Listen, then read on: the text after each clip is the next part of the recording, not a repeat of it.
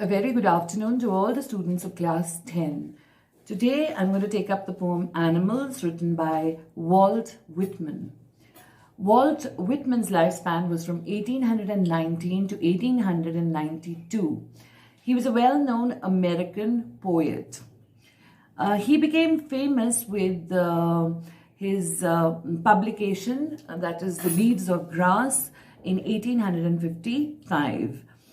Walt Whitman actually he broke the old barriers of rhyme and metric poetry, and he indulged in free verse or blank verse, that is poetry without any rhyme pattern.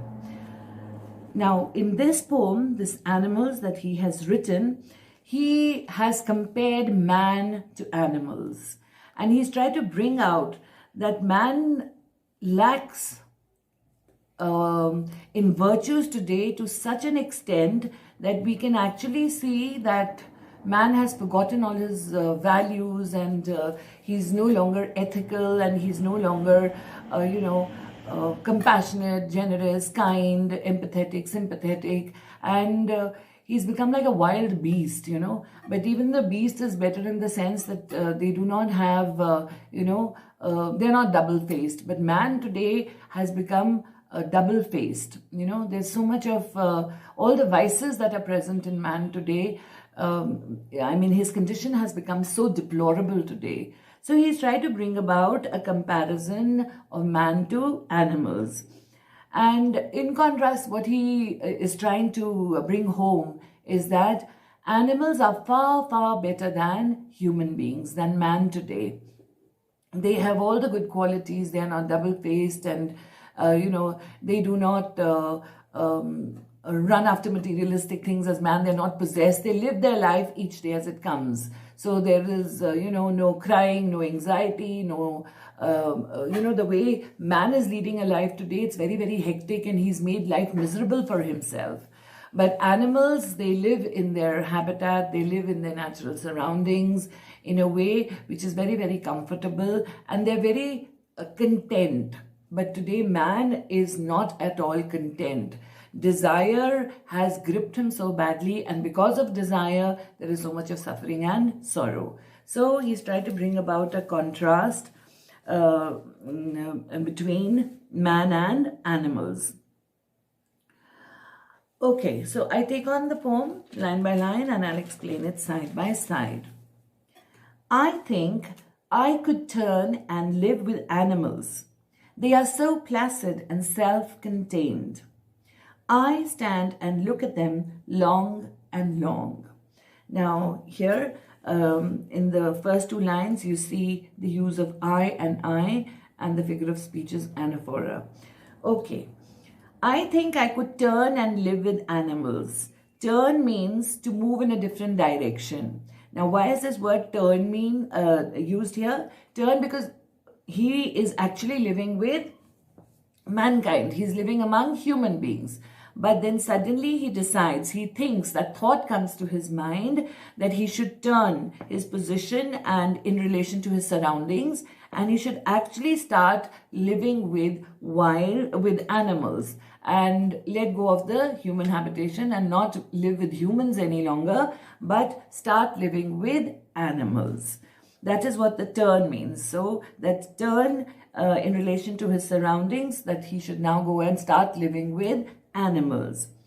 And the reasons that he gives are, they are so placid and self-contained. They are so content. They are so peaceful. They are so calm. And that means self-contained is they have a lot of self-control. They are happy with life, okay? So they are leading a very, very happy and a comfortable life.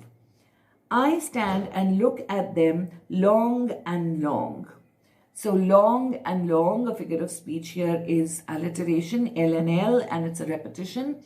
Now, by using this word long and long, so the poet is so mesmerized by the way the animals behave, and their behavior is so exemplary for him that he feels that the animals are better than human beings.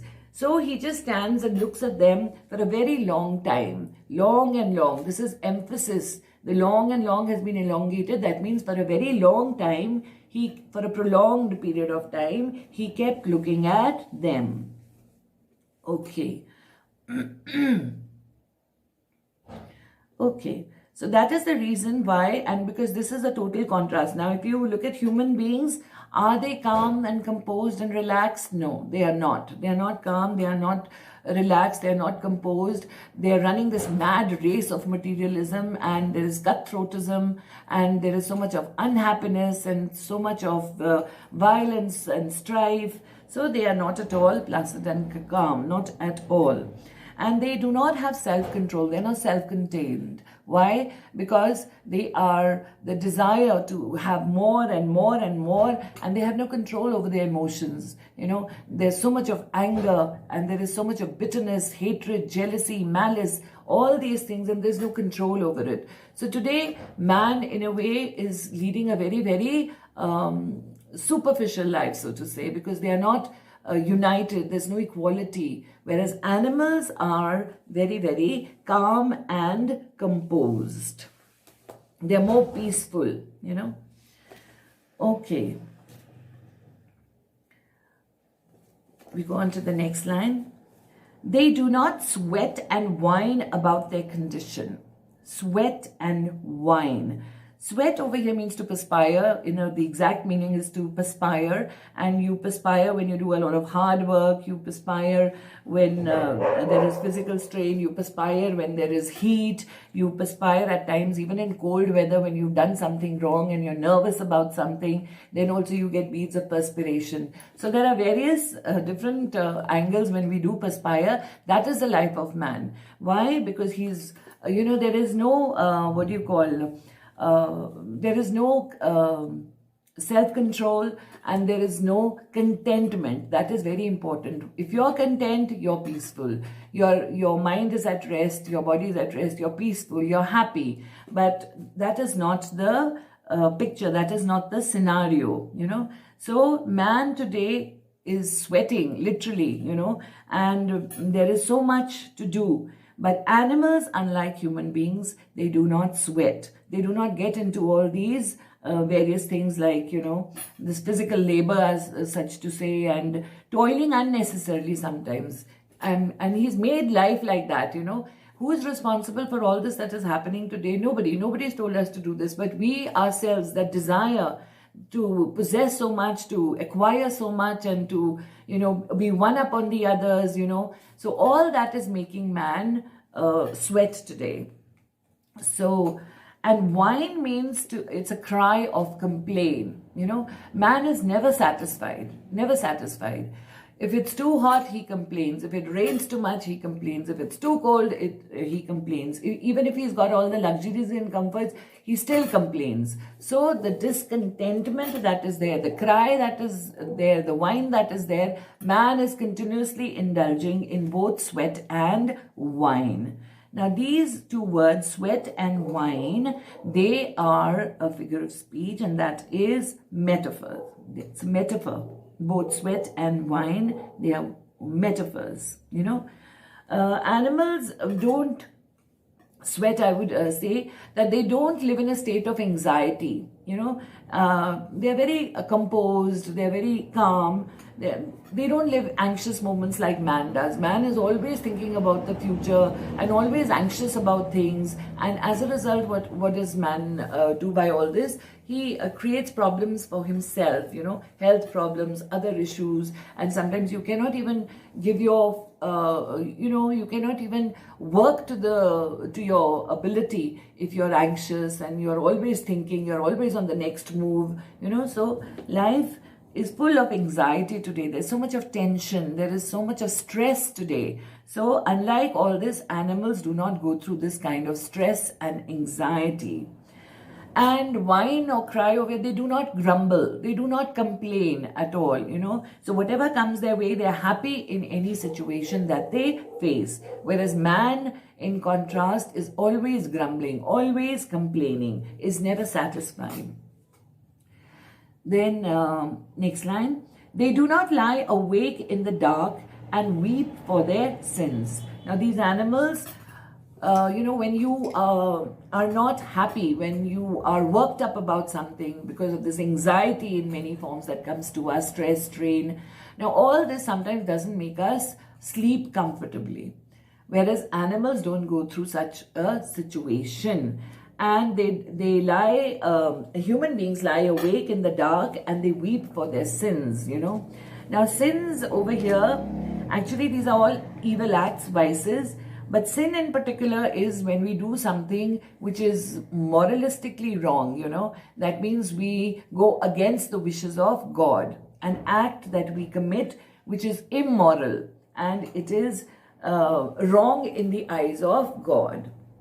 So sin is also there, evil acts are also there. All these evil acts, now this evil thoughts that we talk about or sins that we talk about, they can be in all forms. They can be in the form of an evil thought, they can be in the form of an evil deed, or they can be in the form of,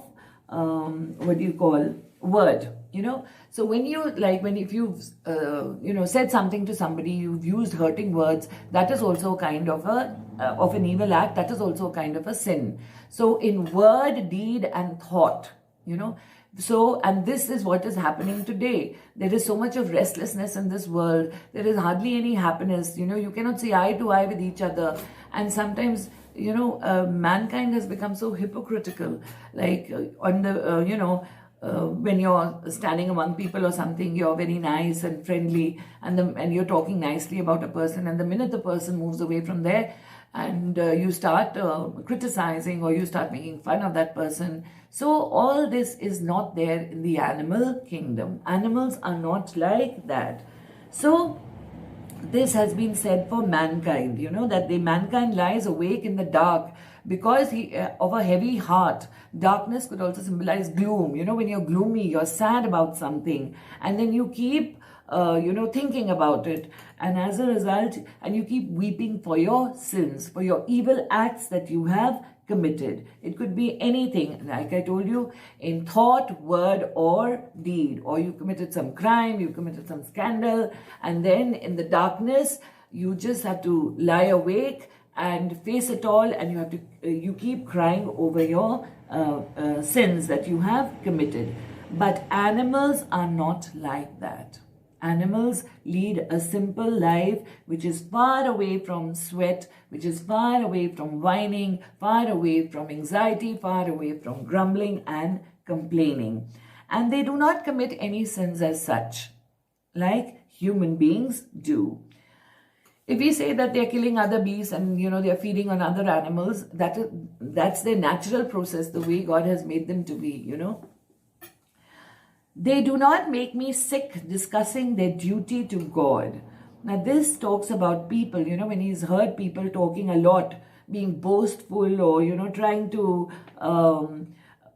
talk about things that they have done, the duties to God they have done, we've done this, or we worship this way, we worship that way, we did this, we donated that, and all this. So they are boastful, and maybe boastful only to gain popularity and to make, to show off about things, But animals are not like that at all. They are not like that.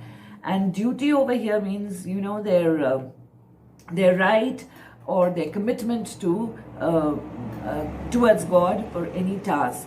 So the poet feels very sick. He does not like it at all when human beings talk like that about what they've done and their duty to God that they have fulfilled.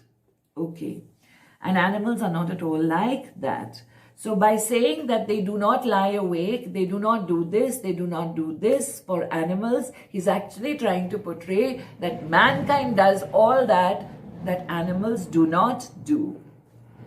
Okay.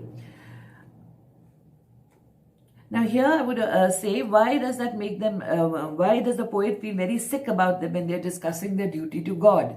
Now, they talk about they're doing their duty to God and, trying to gain popularity or boasting about whatever they have done. But at the same time, what about their nasty behavior towards God's creation?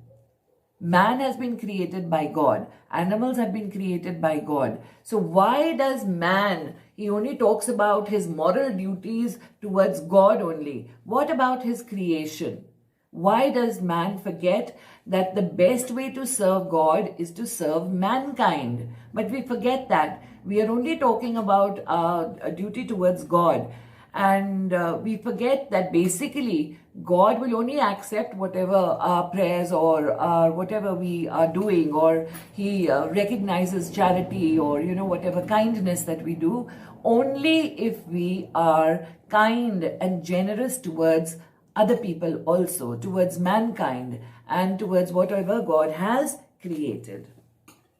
Okay, so the hypocritical talk of people makes the poet sick, that they're so sick, they think they've done a very big deed, and by offering things to God, or by doing or donating or doing, trying to make a show of all the help that they are rendering to somebody. But actually, the exact way of serving God is to actually serve mankind, to do things for people, to reach out to people who are not so privileged, who are not so fortunate.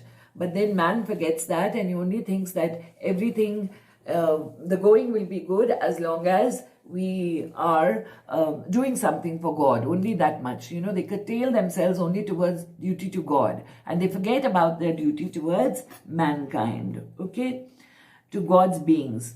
So all this kind of talk makes the poet sick. And that is why he wants to say that animals do not indulge in this kind of hypocritical talk, or they are not double-faced like human beings. Okay, the next line. Not one is dissatisfied. Not one. Not even a single animal. So what he's trying to tell us, if you move it in the positive way, every animal is content. Every animal is satisfied. Okay, so not one is dissatisfied, not one is demented with the mania of owning things. Now, demented means mad, it means crazy, or it means insane. It also means irrational behavior. Okay, so he says, not even one single animal is demented, crazy, mad, insane. About what? About the mania, the obsession of owning things, running after materialistic things, to possess materialistic things for his comfort and luxury, so that his life can be easygoing. So none of the animals possesses this quality or this obsession or this madness. So not even one animal, but all human beings, okay? So all human beings are running. They have this madness in them to possess these material goods, okay? Next line. Not one kneels to another, nor to his kind that lived thousands of years ago. Now these animals do not believe in bowing, or they do not believe in subservience. That is subservience. Subservience means to bow before somebody in subjugation, or, to show that you are inferior and the other person is superior. So there is no hierarchy in animals, there is equality. There is equality, okay, no hierarchy.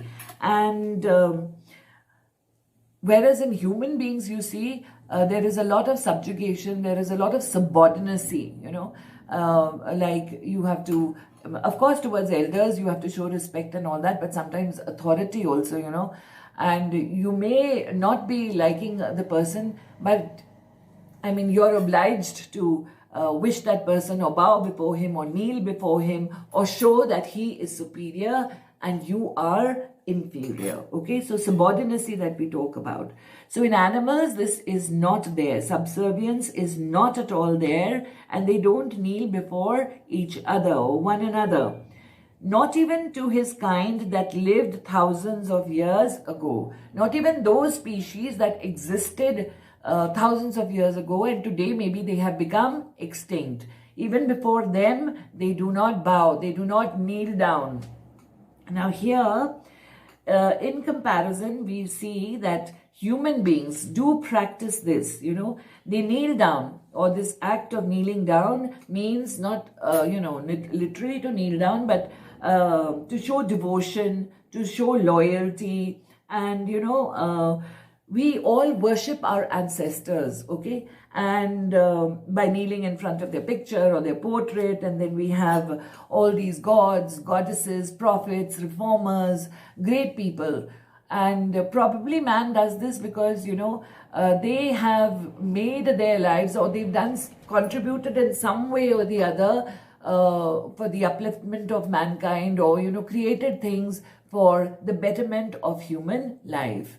So we do bow, human beings do bow, or they do kneel, or they do show respect and reverence to their ancestors, or to all these people that I said, gods, goddesses, prophets, saints, and everybody, somebody who's really done something for their welfare. Okay. Not one is regretful. Not even one single animal is regretful. Regretful means to be sorry, to be sad, to be remorseful, and to be repentant, or to be apologetic. Now, all these words that I've given you, they're all synonyms which we can use for regretful. Not even a single animal is sad or remorseful or apologetic or, repentant or sorry about things that he has done, whether it is in the past or at present, or things that he has done or things that he has not done. So animals are balanced, whereas we human beings, we are repentant for things that, we may have done in the past, and we are sorry about what we did in the past. And sometimes we are not able to do things. Then also we are repentant. Oh, I missed that opportunity. I should have done that. Then we keep brooding over that. We are still anxious about those things that we could have done, but we couldn't do them. But animals are far away from this kind of repentance or this kind of an apologetic attitude. So, but human beings do indulge in this. Okay. So Whitman is trying to say that not even a single animal is dissatisfied or discontent with his condition. But on the contrary, in contrast, every man remains forever dissatisfied and unhappy. And the man is actually mad, running after these, materialistic goods, and he wants to possess more and more, to have more and more material things. And no animals kneel or bow before one another, and not even for the species or their kind that were there many, many thousands of years ago, who maybe are now extinct. So this is in contrast to human beings who actually, this is a reference to all the ancient gods, goddesses, saints, and prophets who lived thousands of years ago. Until today, we bow before them, we kneel before them, we worship them. Okay. Now, over the whole earth, there is not a single animal who is unhappy or who has ever committed any sin. It is only, and they are not regretful at all about anything that they have done or things that they have not done. But on the contrary, man is always indulging in this kind of repentance and apologetic attitude. We move on. Okay.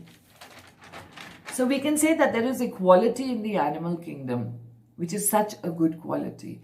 If this had been among humans also, it would have actually been a paradise, just as God had created a paradise, for everybody to live peacefully, happily, in harmony, in brotherhood, fraternity. So all that would have been so beautiful. But unfortunately today, there is no equality. There is so much of discrimination, so much of disparity, in the name of caste, color, creed, religion, community, language. So there are so many petty man-made divisions. The boundaries that we have created, these are all man-made. God never made it this way. He just made one paradise. He gave us everything so beautiful. But unfortunately, man has ruined himself. He's ruined this paradise, and he's ruined all that is there on this paradise.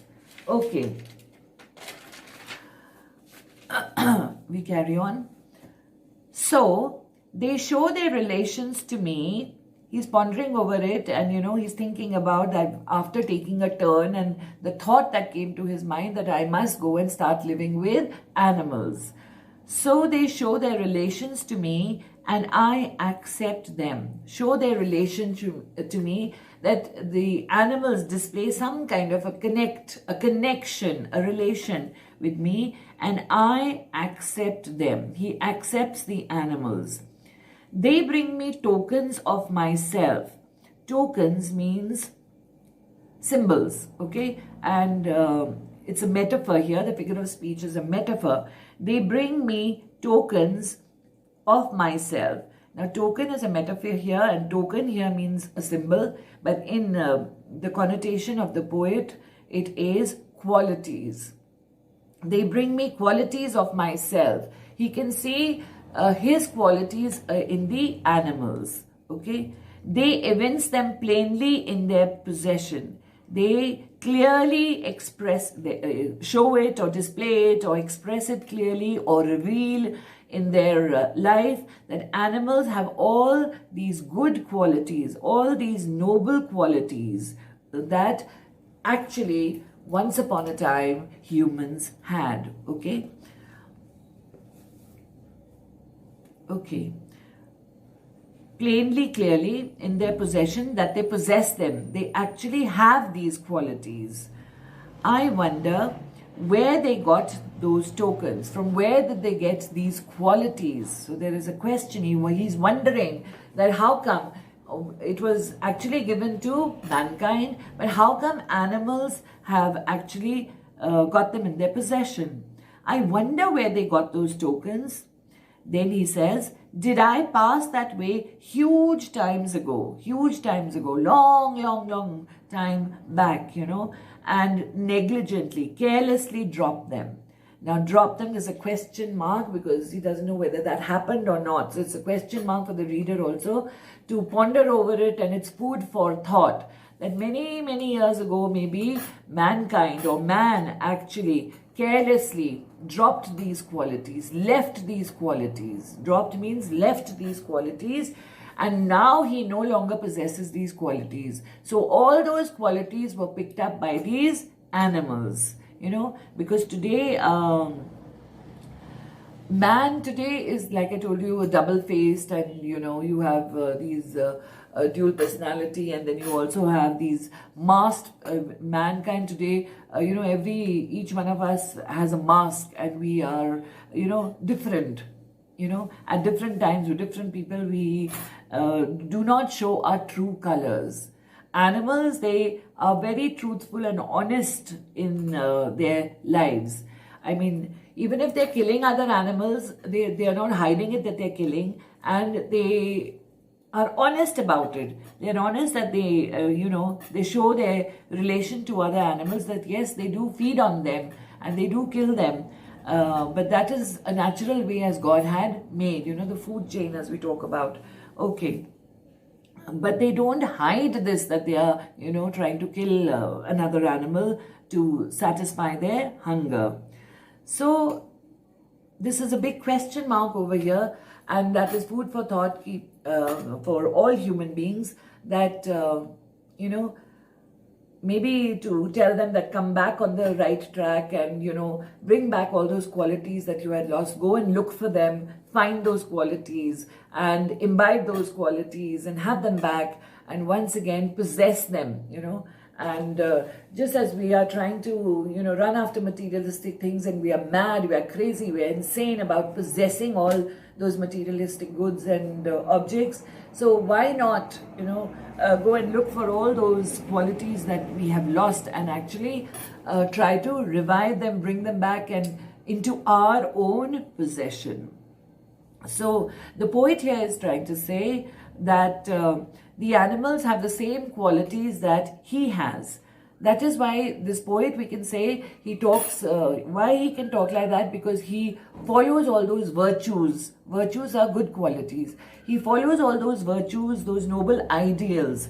And that is why he can see them in animals also, because he has them so he can recognize them in animals.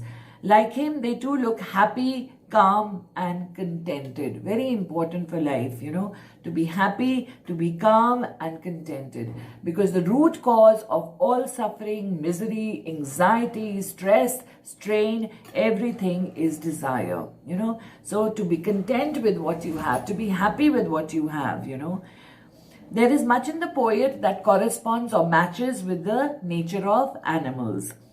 He says that perhaps a long time ago, he must have dropped those qualities somewhere carelessly, and the animals must have picked them up. And these tokens, these qualities, and they must have kept them in their possession, and they started, behaving, or they used those qualities in a very well manner. The poet means to say that he shares with the animals, these tokens. And mainly 3 tokens we can talk about: simplicity, innocence, and contentment, which is very, very important. Okay. So today, if you look at many of the species that are endangered, or, who is responsible for all that? Man. Man has, he's destroyed everything. He has destroyed nature, he has destroyed environment, he's destroyed the animal kingdom, and he has actually killed himself, so to speak, not literally, but literally also to a certain extent. Look at the world today, what we are facing. All this is due to the follies of mankind, in the rat race, or in the race to be superior and one up on the other, how there's so much of violence, there's so much of strife. People are killed ruthlessly, mercilessly people are killed. And there is no compassion and empathy and, kindness left. We don't reach out to others. We're so selfish. We only think about ourselves and don't think about others. And we don't even think about the earth, which is going through so much because of our deeds. Look at the way forests are felled, decimation of trees at such a fast rate.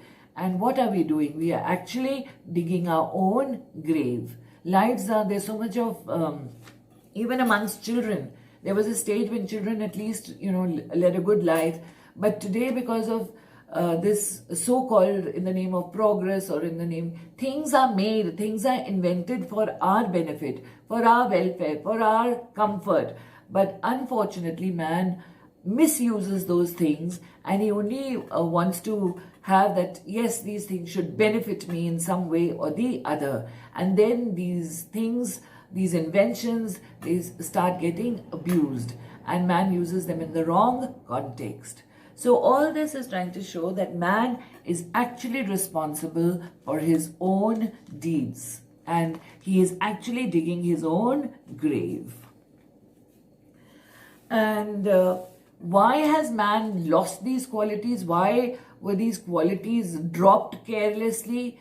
Only for the sake of these worldly things. So unfortunate it is that once upon a time, man was the owner of all these qualities. He was a symbol of all these qualities.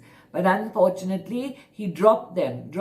He lost them. Why? Because he never paid attention to that side. He went on, instead of walking on the path of virtue, he started walking on the path of vice. He started committing sins. And as a result, he created misery for himself.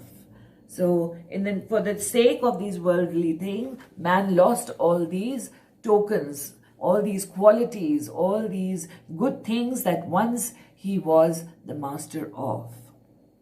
Okay.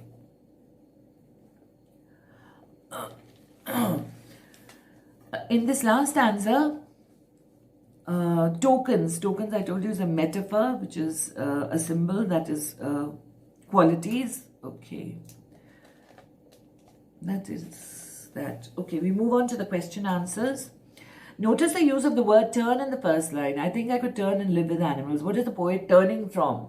He's turning away from living with human beings, and he prefers going and living with the animals, because he feels that animals are leading a better life than than human beings. Okay, he wants to turn away from the company of men. He wants to turn away from mankind, and he wants to go and live in the company of animals, birds, and nature. Because in this world, there is more solace, there is more peace, there is more tranquility, and there is contentment, and there is, simple living, innocent living. So this is what he wants. Mention 3 things that humans do and animals don't. So if we look from this previous stanzas, humans keep, complaining and grumbling about their condition. They keep whining. So, and then they weep in the dark over their sins. First they commit wrong things, and then they are deprived of their sleep, which can give them so much rest. And they commit sin after sin, and then they have to repent for it. They have to cry for all this. And then they keep worrying about their duty to God. They keep talking about their duty towards God, but they forget about their duty to the other creations of God. And animals don't have to do all this.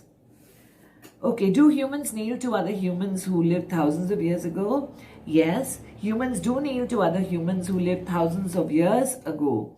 And we give them such names as gods, goddesses, saints, prophets, reformers, and great people who contributed and gave something for the welfare of mankind.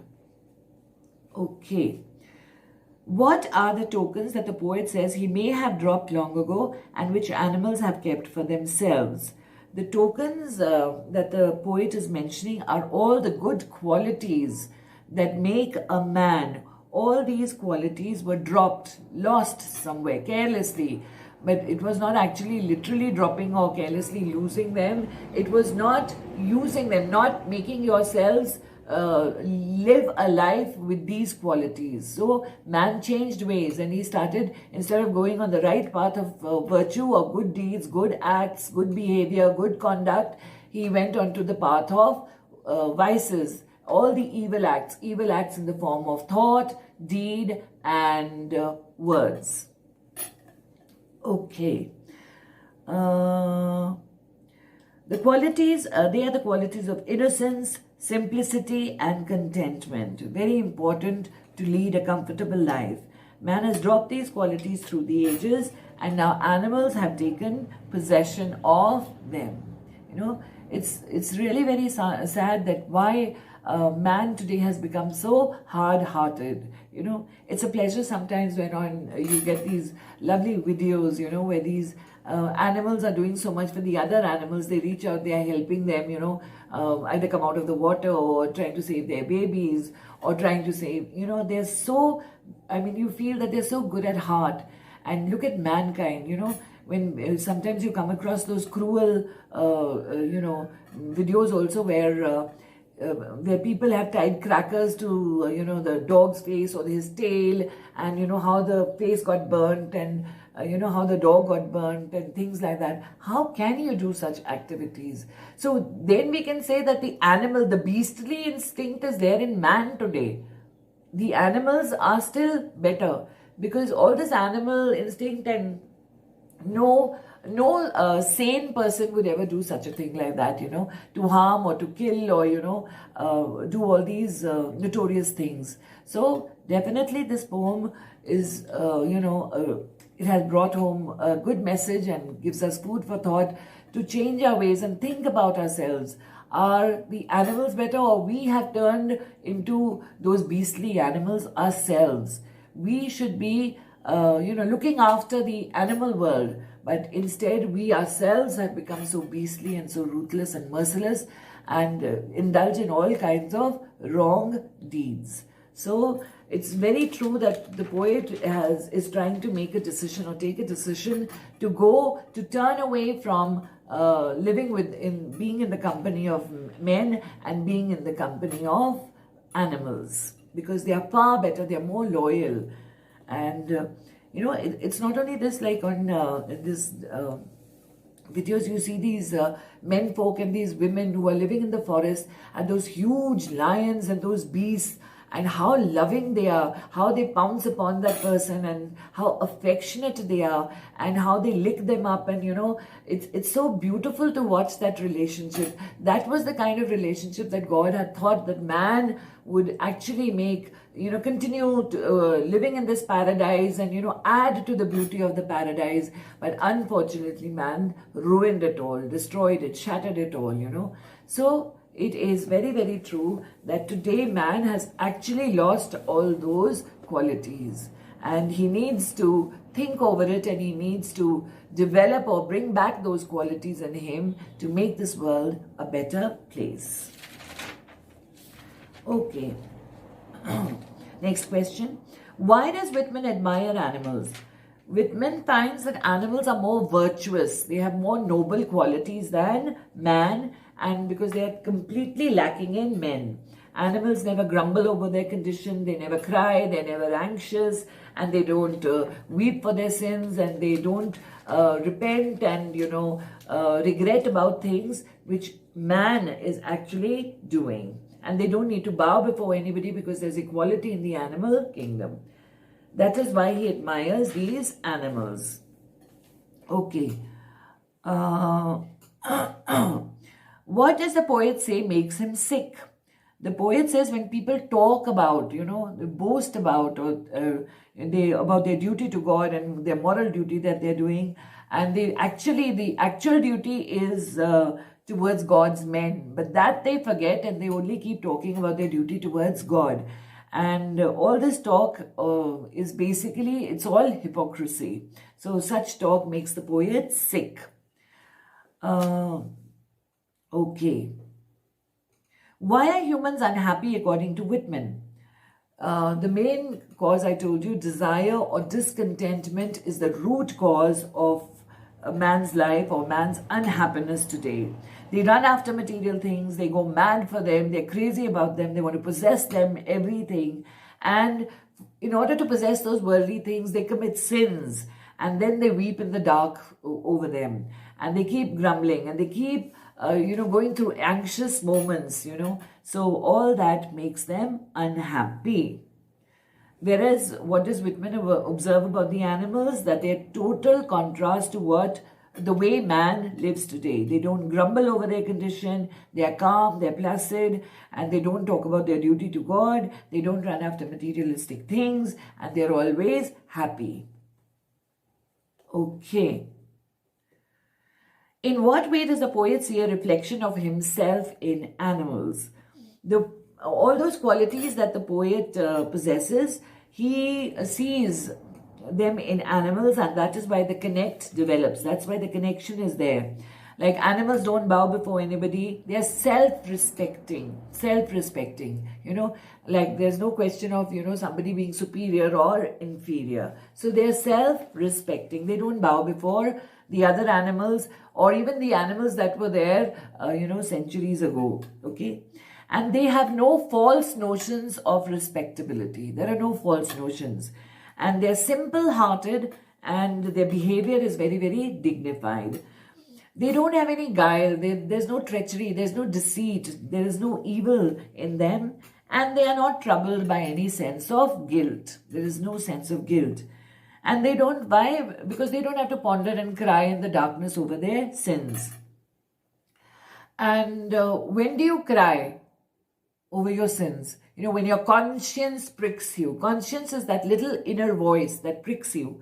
So, because they don't indulge, they don't have any such thing to do. So, they are not tormented. They are not disturbed, like human beings are.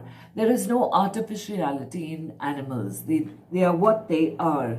And that is what the poet, he sees all this in animals. And he also likes to lead a simple, satisfied, and happy life. There are no false ambitions. He doesn't run after them. And he's quite at peace with himself. So he sees in the animals a reflection of himself. And that is why he says that they show their relations to me, and I accept them. He sees that, connect with them, because he sees all that he believes in and all that he follows, and all that he's committed towards, all that he sees in the animals. So they are a reflection of him. Okay, next, last question. What is the central idea of Walt Whitman poem Animals?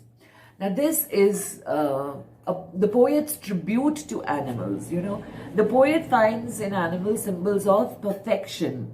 Their animals are self-respecting, they are simple-hearted, they are content, their behavior is very dignified, they don't have any kind of guile in their hearts, they are not troubled by any sense of guilt. And on the contrary, mankind indulges in all this, and man remains unhappy, and he keeps grumbling about his condition. He's not content with what he has. He's hoarding, he's running after these possessions, and he's committing all wrong things, wrong acts and sins, and then he cries over them, making his life miserable, and not doing his duty towards God's men, but only highlighting his duty towards God. Then this kind of hypocritical behavior disgusts the poet. So he does not appreciate, or he does not like it at all. And he says he's so convinced by this, animals having all these qualities, that he's actually specifies that not even one animal is dissatisfied. They're all, very, very content. Each and every animal on this earth is content. It's not only animals of a particular area, but all the animals all over the earth, universally. So is not running after things, has no desire, but they are content. So very, very valuable message has been given to the readers.